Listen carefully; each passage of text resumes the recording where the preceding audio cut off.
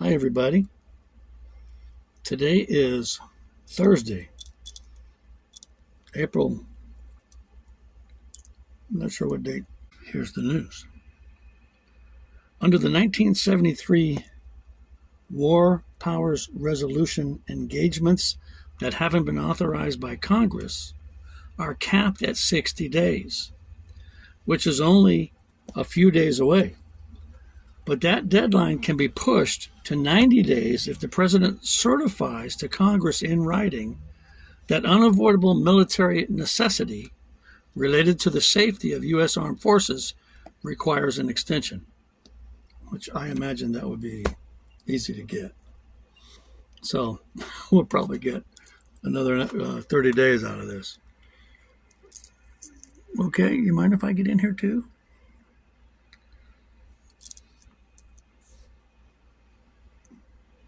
Let me see what else we got. Oh, Spirit Airlines. This is my favorite airlines because they're so cheap. And my recommendation is if you're only going to fly for like 2 hours, which I did from Las Vegas to Fort Worth, it's okay. I'm 6'1", 220 pounds, and those little dinky seats in Spirit are difficult, even for just 2 hours. But I'm so cheap, and it's the cheapest airline that I could find. So I take Spirit. Anyway, Spirit Airlines is close to a deal with Trump administration for a $500 million bailout. Rising jet fuel prices, which have caused the airline to go into bankruptcy. They're currently $4.60. Although Spirit is not saying that that's the reason. If this bailout goes through, the U.S. government could own up to 90% of the airline. Can you imagine our government owning an airline? I wonder if the lines would be like the DMV. Take a number and wait a day and a half. Here's one. Now this is interesting. The United Kingdom passed a bill this week to phase out the sale of tobacco.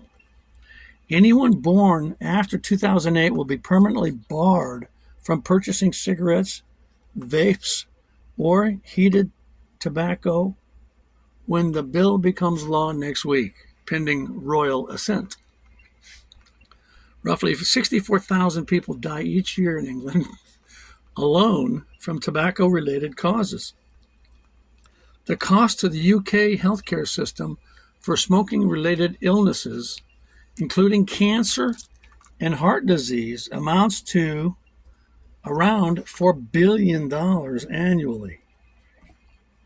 Smoking is one of the world's leading causes of death, linked to more than 7 million deaths annually. Wow. Oh, here's an interesting one. This is funny to me because I have family members that have accused me of stuff related to the information coming from the Southern Poverty Law Center.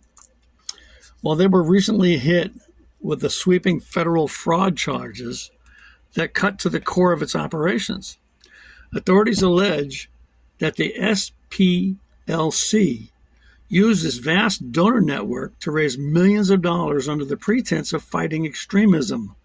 Then they paid the very leadership of these extremist groups they claimed to oppose. They kept those groups alive so they could get donations. Can you believe these people? It's kind of like that thing where I heard about Gates and his Microsoft virus stuff, security stuff. First, they make your computer get a virus after a year or two, and then they sell you their software to get rid of the virus. Kind of like what happens with our real viruses and vaccines, huh? First, they make a problem, and then they sell you the solution. Crazy. Oh, here's a good one for me. Dementia. The single largest and most rigorous study ever conducted on vaccines and dementia, spanning 13.3 million UK adults, has uncovered a deeply troubling pattern. Wait a minute. Those who receive common adult vaccines, flu, pneumococcal, shingles, tetanus, diphtheria, and pertussis, faced a significantly higher risk of both dementia and Alzheimer's disease. The risk intensifies with more doses, remains elevated for a full decade, and it is strongest after influenza and pneumococcal vaccination. With each layer of statistical adjustment, the signal doesn't fade. It becomes sharper, more consistent, and increasingly difficult to explain away. It's a good thing I don't take vaccines. I didn't take that silly one that they came out with a few years ago. And oh, thank God, there's a lot of problems with that coming out. Even our government now is saying so. And I haven't taken it. I don't go to the doctor. I don't have medical insurance. And I live on a small income. So I don't go to doctors. I don't trust them. I haven't trusted them in decades. All they do is push medications.